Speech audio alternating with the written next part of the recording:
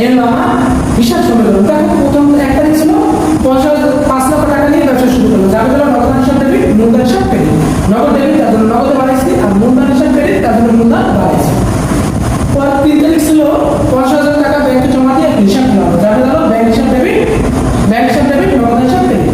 Bank debit আছে তার জন্য ব্যাংকে বাড়াইছি, আর নগদ ক্রেডিট আছে তার জন্য নগদ থেকে কমাইছি, যোগ বিয়োগ করলাম।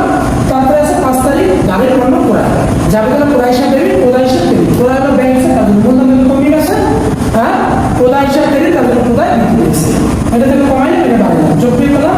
তারপর আছে 20 তারিখ প্রদায় হিসাব থেকে পরিশোধ, আমার কাছে এসেছে প্রদায় হিসাব, টাকা মাত্র 25,000, আমি দিয়েছি 15,000, যাবে হলো প্রদায় হিসাব ডেবিট আর নগদ হিসাব ক্রেডিট। প্রদায় ডেবিট যেহেতু আছে প্রদায় কমে গেছে, আর নগদ যেহেতু ডেবিট ক্রেডিট আছে নগদ কমে গেছে, যোগ বিয়োগ করলাম। এইটা একটা যোগ করলাম 4,85,000, এটা যোগ বিয়োগ করে নামাইলাম, এটা যোগ করলাম 4,85,000। আমার সম্পদ আর মালিকানা সত্ত্ব, দায় মালিকানা সত্ত্ব সমান হতে হবে। এ সমান সমান এ প্লাস সি, মানে অ্যাসেট সমান সমান লায়াবিলিটিস প্লাস অনার্স ইকুইটি।